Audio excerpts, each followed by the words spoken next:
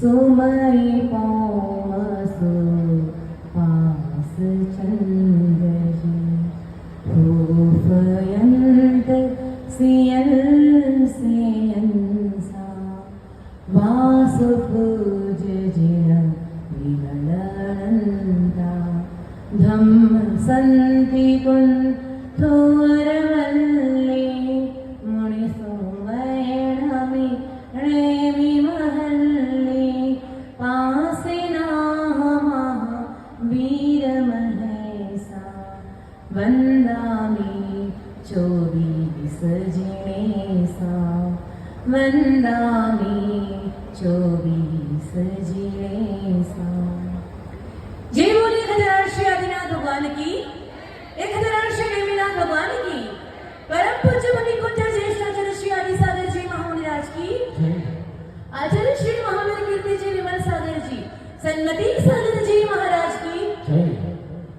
मेरे गुरुवर मेरे उरे में ज्ञान ज्योति जला देना, अंधेरे दर दशों में भी सही रास्ता दिखा देना, कहीं हम राह भटक न जाए कि चलते राग द्वेषों में, हमें पथरीत रागी का सही रास्ता दिखा देना, हमें पथरीत रागी का सही रास्ता दिखा देना। जय बोली परम पूज्य चतुर्थ भट्टाधीशाचार्य भगवान श्री सुरेंद्र सागर जी गुरुदेव की, कल्पद्रुम महामुनि प्रधान की, तीन तुम नौकर महामुनि राजों की। बोले परम पूज्य आर्यवेश सुब्रतमती माता जी की, समस्त का संघ की।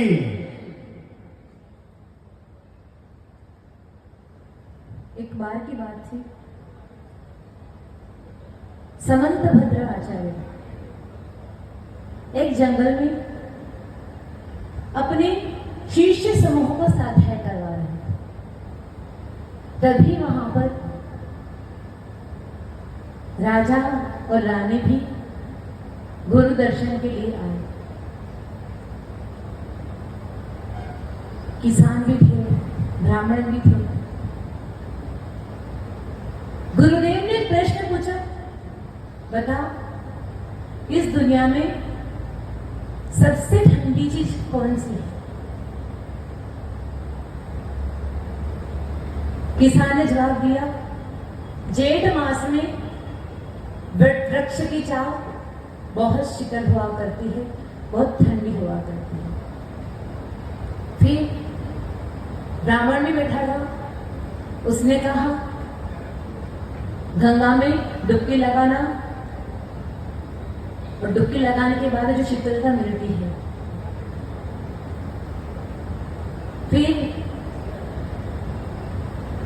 सेठ से पूछा गया, बताओ बाबूलाल जी सेठ जी, शीतलता किससे मिलती है? तो उन्होंने कहा चंदन के तेल से शीतलता मिलती है। फिर राजा को पूछा, आप बताइए शीतलता किससे मिलती है? तो राजा ने कहा चंद्रमा की रश्मियों में बहुत शीतलता हुआ करती है। रानी से पूछा, रानी ने कहा हमारे बालों में जो गजरे लगे हैं ना, उसमें जो फूल लगे हैं, उनमें भी बहुत शीतलता हुआ करती है। सबने अपने अपने मत दिए। वहां एक शिष्य बैठे हुए थे, एक दिगंबर मुनिराज। गुरुओं की विचारधारा सबसे अलग हुआ करती है, संसारियों से हटकर हुआ करती है। तो उन्होंने कहा कि हे भगवान, ये सारे पदार्थ तो इस देह को शीतलता प्रदान करने वाले हैं, लेकिन इस आत्मा को कोई शीतलता देने वाला चीज है इस दुनिया में? तो कहा कि मां जिनवानी। ये जिनवानी है जो हमें परम शीतलता को प्रदान करती है, परम शीतलता देती है।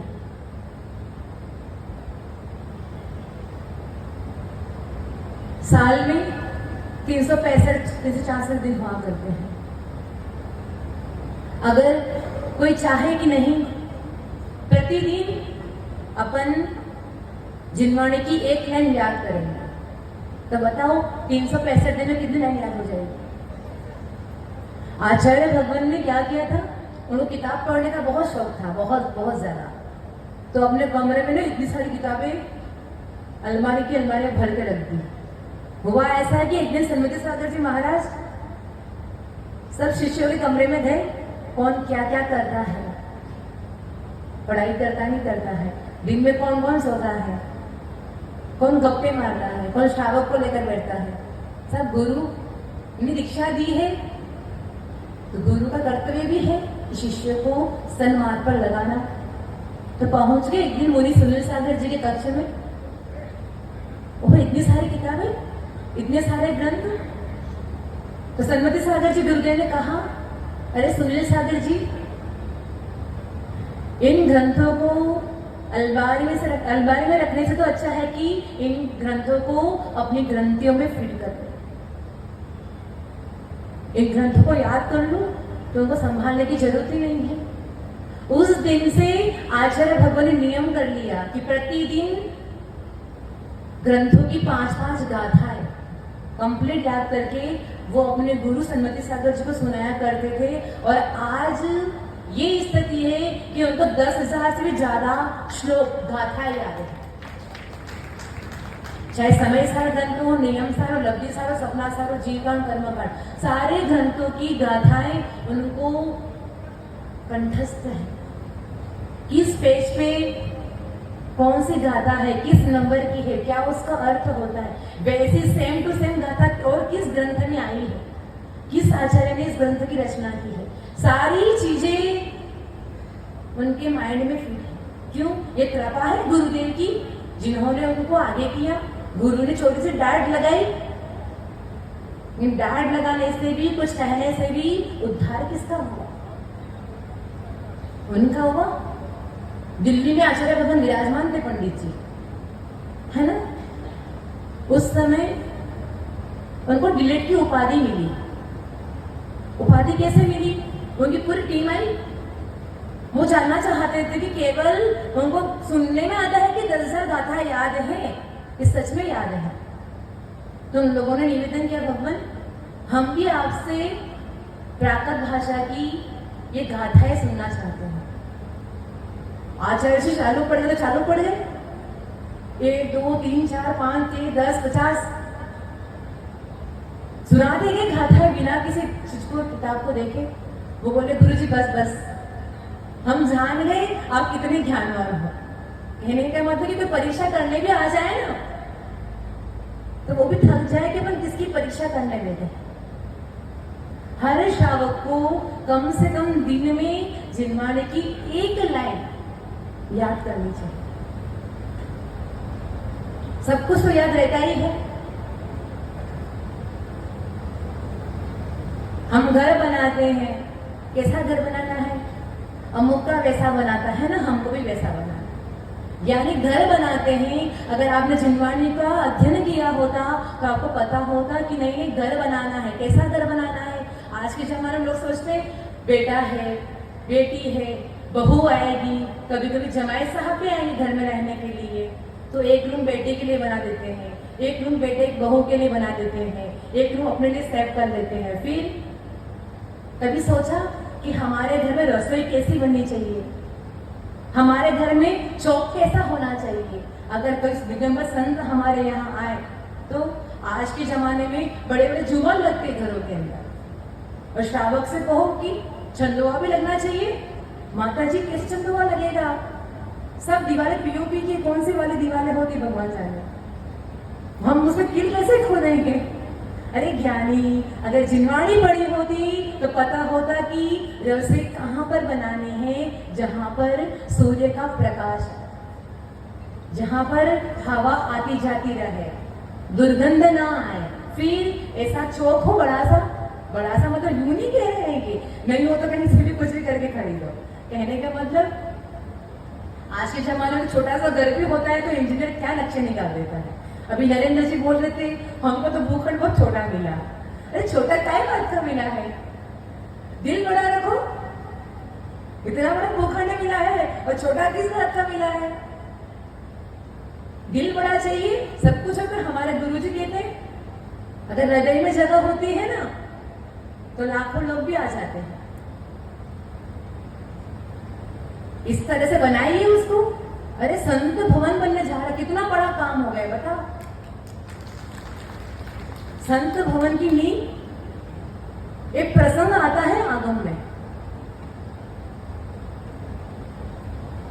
एक नाई था और एक चमार था। दोनों ने मिलकर सोचा कि चलो अपन पैसा इकट्ठा करते और संत भवन बनाते हैं, है ना पंडित जी? नहीं, सच्ची बात है। अभयदान में प्रसिद्ध कौन हुआ है? सुअर का जीव। पिछले पर्याय में क्या था वो? एक नाई का जीव था, एक चमार का जीव था। दोनों ने संत भवन बनाया था। एक ने कहा कि नंगे बाबा हमारे संत भवन में कैसे रुक सकते हैं? चमार ने विरोध कर लिया। नाई ने कहा नहीं, अरे संत तो दिगंबर मुनिराज तो हुआ करते हैं,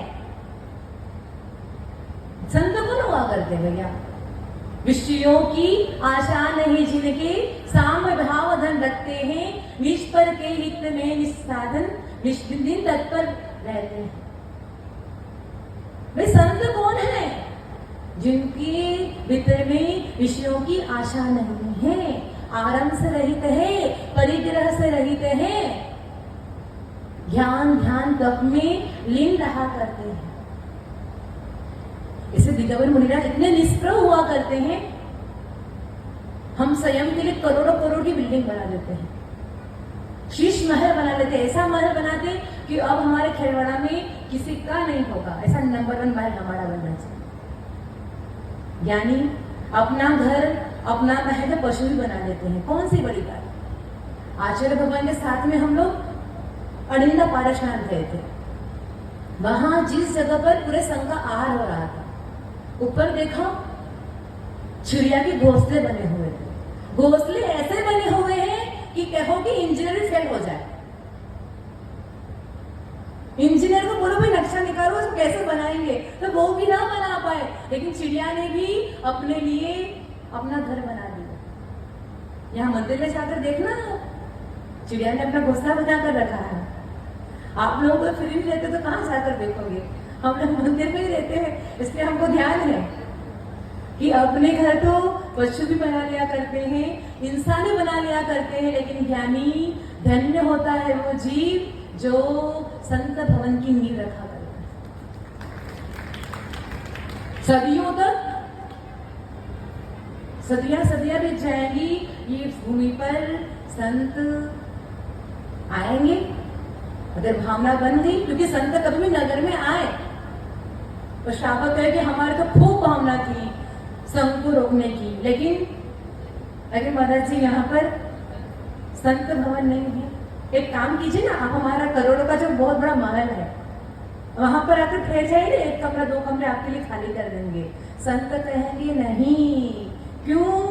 हम झोपड़ी में रह लेंगे, लेकिन हम भोगियों के बीच में आकर नहीं रहेंगे। संसारी जीव है, दिन रात भोग चलते हैं, उपभोग चलते हैं, उनको देखेंगे तो हमारी भावना भी वैसी हो जाएगी। हम जंगल में श्रेष्ठ ही नहीं मिले तो कोई बात नहीं, लेकिन हम तो ऐसी वसतिका में रहते हैं जहां पर संसारियों का रहना ज्यादा न हो, आवागमन ज्यादा न हो। घर है, पूरा परिवार रहेगा, खाना भी बनेगा, उसे गंध भी आएगी। बेचारा कोई संत अगर सोचे कि 10 उपवास करने हैं तो कैसे उपवास करें? हमने भी 10 उपवास इसलिए नहीं किए इस बार। नीचे भोजन शरा थी तो हमने कहा भैया जीव कांजी में नेमिचंद सिद्धार्थ चक्रवर्ती आचार्य भगवान ने कहा है, ओम कोठाए खाली पेट आहार संज्ञा की उदीर्णा हो जाया करती है। कैसे? अगर आहार की गंध आएगी तो हमने कहा भैया देखो पाप नहीं करना है, तो कहने का मतलब है कि जहाँ संत मुनि आर्य का निवास करते हैं उस भवन में संसारियों के कोई भी कार्य न हो। वो नायिका जी, उसने कैसे हो सकता है कि इस जगह पर मेरे गुरु न रुके? दोनों के बीच बहुत जबरदस्त झगड़ा हुआ।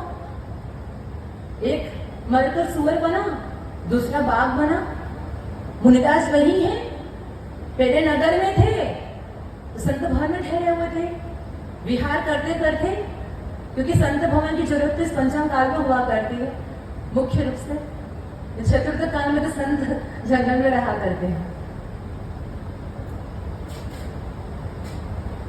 वो पहुंच गए जंगल के अंदर, एक गुफा में बैठ गए, ध्यान कर रहे थे। सुअर का जी पिछले भाव का संस्कार था। ओहो, ये मुनिराज यहाँ ध्यान कर रहे हैं, रोज यहाँ शाम को शेर आया करता है। और देखा कि वही जो समार का जीव था वो मरकर बाघ बना, शेर बना।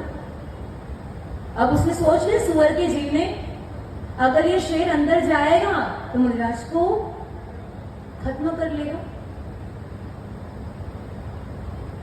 सुअर कहाँ और कहाँ वो शेर का जीव, उसने कि मुनि रक्षा के लिए, अभय दान के लिए कुछ नहीं था, लेकिन फिर भी नहीं, जब तक प्राण है तन में तब तक गुरुओं की रक्षा करो। और सुअर शेर से लड़ पड़ा।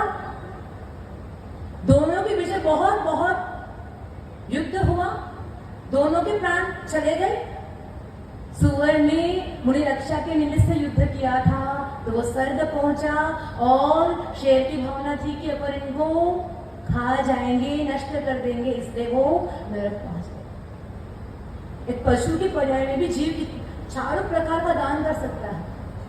हमने पढ़ा ना नेवले का, आदिनाथ स्वामी तो है ना, उसमें आता है ना आदि पुराण में, नेवले के जीव ने आहार दान की अनुमोदना की थी। तो वो इस पर्याय में, जिस काल में आदिनाथ भगवान तीर्थंकर हुए थे, उस काल में वो मंत्री बना था, केवल अनुमोदना करने से।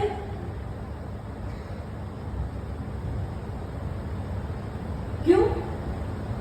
क्या पुण्य लगता है? हम तो अपने लिए घर ही बना रहे हैं, संत भवन की क्या जरूरत है? नहीं। यानी साधन के बिना साध्य की सिद्धि नहीं होती है। अगर 25 संवत्सर न होते तो बताओ इस विधान का वो आनंद होता? आनंद होता नहीं, कुछ और होता, स्थिति बदल जाती। हम घर बनाते हैं, कई लोग की शिकायतें आती है कि नहीं हमारे घर में हम कील नहीं डालेंगे। इस जमाने में कौन चंदवा यूज करता है? चंदवा सम्मान का प्रतीक होता है, मर्यादा का प्रतीक होता है। अब घर में चंदवा बंधा मतलब क्या है? अब कोई अशुद्धि वाली महिला है, कोई सूतक पातक वाली महिला है, तो वो इस राउंड में नहीं आएंगे। अब कहते हमारा है ही नहीं कील। यानी जब घर बना था कभी सोचना था कि रसोई बहुत बड़ी होनी चाहिए, थोड़ा चौक बड़ा होना चाहिए। क्यों? कोई भी संत आए हमारे घर में, हम चौका लगाए तो कम से कम हमारे घर पर पड़गाहन करके आहार दे सकते।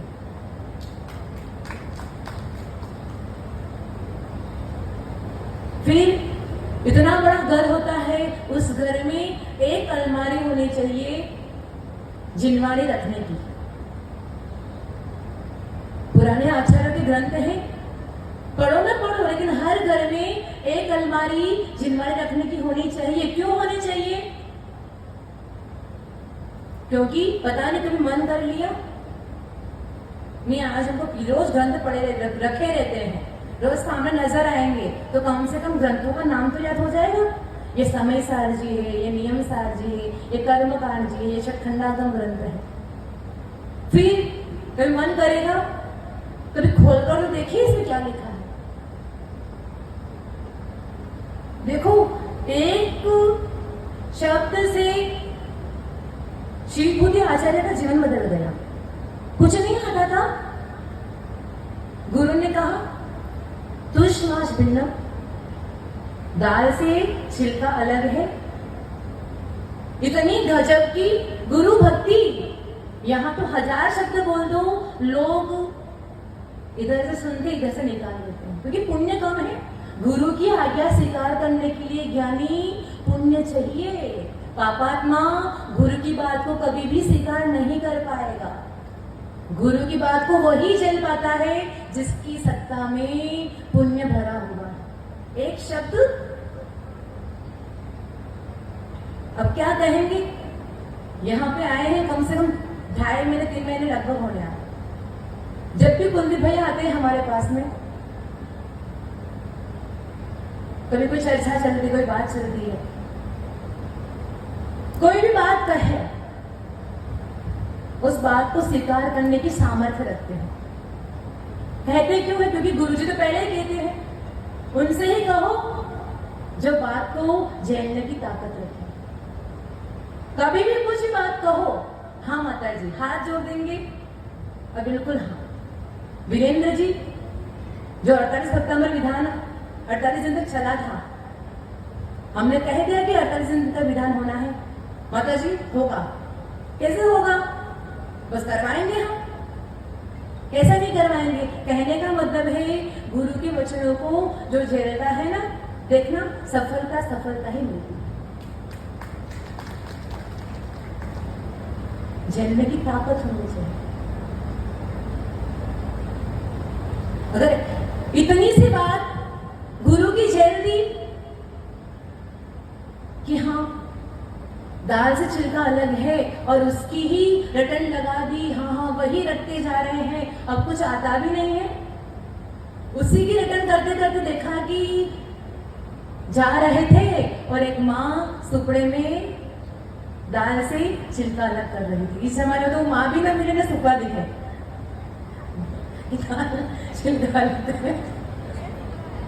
जमाने में सारी व्यवस्था अलग हो गई ना। होता है कि ऐसे होता है, मिलता है सुपड़ा, मिल जाता है, बढ़िया काम किया। चलो, तो उन्होंने देखा ओहो जैसे इस दाल से छिलका अलग है, वैसे ही मेरी आत्मा से ये शरीर अलग है। और इतना सा ही चिंतन किया और ध्यान में बैठ गए और कहते हैं इतनी सी गुरु आज्ञा स्वीकार की और केवल ध्यान हो गया। अंतर्मुहूर्त पहले अंगूठा छाप थे, अंतर्मुहूर्त के बाद में सर्वज्ञ बन गए। 3 लोग 3 काल की समस्त पर्याय उनके ध्यान में युगपत झलक रही है। कैसे हुआ? लोग तो कहते हैं नहीं नहीं, हमारे गुरु तो वही है, हम उनकी ही आज्ञा पालेंगे। यानी 2.5 दिन में 3 कम 9 करोड़ मुनिराज हैं, ये बात कोई भूलना नहीं। अब नहीं, जो हमारे गुरु है ना वो भाव लिंगी है, जो उसके गुरु है वो द्रव्य लिंगी। आज के जमाने में, पहले जमाने 13 20 चला करता था, अब संतवाद नहीं, ये हमारे गुरु हैं, इन्हीं को अर्घा चढ़ाएंगे, बाकी हमारे गुरु नहीं है। नहीं, यानी ऐसा काम भूल से भी नहीं करना। किसी के भीतर के परिणामों को मापने का थर्मामीटर आपके पास में नहीं है। अपने परिणामों को या तो जीव संयम माप सकता है या केवल ज्ञानी माप सकता है। किसी के पास थर्मामीटर नहीं है कि वो गुरु के परिणामों को माप ले। पहली बात तो हम होते कौन है भाई? आपको जितनी चर्या दिख रही है ठीक है, नहीं है तो ध्यान रखना। हम कहते सुनील सागर जी महाराज है, बाकी सब नहीं। हम कहेंगे हमारे लिए 2.5 दिन में 3 कम 9 करोड़ मुनिराज पूजनीय है, तो है, क्योंकि नमो लोए सर्व साहुणम बोलते तो रोज है, लेकिन क्रिया में नहीं कर पाते। बताओ, अमुक के नाम से संत भवन बनाओगे ना तो इतने करोड़ दे देंगे, अमुक के नाम से नहीं बनेगा तो कुछ नहीं मिलेगा। कभी कभी रोज लोग बोल के राशि कम कर लेते हैं। हमसे भी पूछा कि संत भवन का नाम क्या रहेगा, पूछा क्या, कह ही दिया यहाँ के लोगों ने कि संत भवन का नाम तो सन्मति सुनील संत भवन रहेगा। हमने कहा देखो संत भवन आपका है लेकिन नाम उनका रहे, लेकिन कोई भी साधु आए तो दिल से लेकर आना और अच्छे तन मन धन से वहां पर ठहराना और उनकी आराधना करना। क्योंकि एकांत का उपदेश देंगे तो हमसे तो पापी कोई नहीं होगा, क्योंकि गुरु ने सिखाया बेटा, गुरु मार्गदर्शक होते हैं, लेकिन आपके गुरु में अकेला नहीं हो। आपके गुरु ढाई किंगडम नो पर मुनिराज गुरु है। हमारी आज्ञा में रहना, हमारे अनुशासन में रहना, हमारे मार्गदर्शन में रहना, ये मूलाचार की आज्ञा है। लेकिन उन्हीं की ही आज्ञा में रहकर अन्य को हीन समझना यानी सबसे बड़ा पाप है। हम यहाँ पे कल्पद्रुम महावीर विधान की आराधना कर रहे हैं। हमने अरिहंतों की पूजा भी की है, 24 तीर्थंकर की पूजा भी की है, गंधर्व परमेश्वर की पूजा भी की है, साधु की भी की है, आरिका की है आज पूजा हमने। क्योंकि इसकी पहले लाइन में स्थापना की जो श्लोक था, क्या कि आरिका जैसा समाचार मुनियों का होता है वैसा ही समाचार का पालन आरिका करती है। मूलाचार के 4th अध्याय में भट्टकेर आचार्य ने कहा है, जिनका नाम कुंद आचार्य भी रहा। सारी विधि बता दी, ये 28 मूल गुण है, ये क्रियाएं हैं, ये यशना समिति है, ऐसे व्रतों का पालन करना पड़ेगा, सब कुछ बता दिया। प्रतिक्रमण बता दिया कि 7 प्रतिक्रमण होते हैं साधुओं के, पाक्षिक प्रतिक्रमण, चातुर्मासिक प्रतिक्रमण, वार्षिक प्रतिक्रमण, देवसिक प्रतिक्रमण, रात्रि प्रतिक्रमण, इजापत प्रतिक्रमण। फिर अब आरिकाओं के लिए तो कुछ बताया ही नहीं, तो भट्टकेर आचार्य ने एक श्लोक के माध्यम से पूरी बात स्पष्ट कर ली कि जैसा समाचार मुनियों के लिए कहा गया है वैसा का वैसा समाचार आरिकाओं के लिए हुआ करता है। वैसा ही आचरण है। ये तो पर्याय है कि साटिका को धारण करना पड़ता है, यही उनका अच्छले का तो महाव्रत है कि उनके शिर की रक्षा करे वो। आरिका को खड़े खड़े आहार करने की आज्ञा नहीं है, भीड़ भाड़ में खड़े होकर कायासर करने की आज्ञा भी नहीं है। एकांत में चाहे तो खड़े होकर साधना भी कर सकती है, इसलिए उनको बैठने की आज्ञा है, क्योंकि पर्याय वैसी है। लेकिन उनके व्रतों में, उनके नियमों में किसी प्रकार की कोई भी कमी नहीं है, वही चर्या है। हमारे आचार्य तो और कहते हैं पुरुष पर्याय थोड़ी हिम्मत वाली होती है, थोड़ा मजबूत शरीर हुआ करता है, इसलिए इतना कष्ट सहन भी कर ले, इतना परीक्षा सहन कर ले, कोई बड़ी बात नहीं है। लेकिन जिस स्त्री पर्याय को अबला पर्याय कहा गया है, इतनी कमजोर पर्याय होती है, इस पर्याय में भी ये माताएं कैस्ट्रोज करती हैं, अंतराय का पालन करती है। धन्य है इनकी स्त्री पर्याय। बहुत अच्छा लग रहा था जब ब्राह्मणी से लेकर चंदनवाला तक अर्घ चढ़ा रहे थे। क्यों? धन्य हो आप। अगर आप इस मार्ग पर न चलते तो हम आज इस मार्ग पर कैसे चलते? आपने दिखाया उस काल में, आदिनाथ भगवान के काल में कोई उदाहरण नहीं थी। उस काल में ब्राह्मणी सुंदरी ने हिम्मत की और आदिनाथ भगवान के समोशर में जाकर दीक्षा ग्रहण की। क्यों? भोग वासना उस काल में नहीं थी। तीर्थंकर की बेटी हुई तो क्या हुआ? लेकिन हिम्मत रखी नहीं। जब पिता दीक्षा ले सकते हैं तो अपन क्यों नहीं वो सब कुछ कर सकते? अहोभाव आना चाहिए आज सबको कि धन्य है ये माताएं जिन्होंने इस रत्नत्रय के मार्ग पर चलकर अपने जीवन का कल्याण किया। जय बोले परम पूज्य चतुर्थ भट्टाधीश आचार्य भगवान सुनील सागर जी गुरुदेव की। प्रवचन कितनी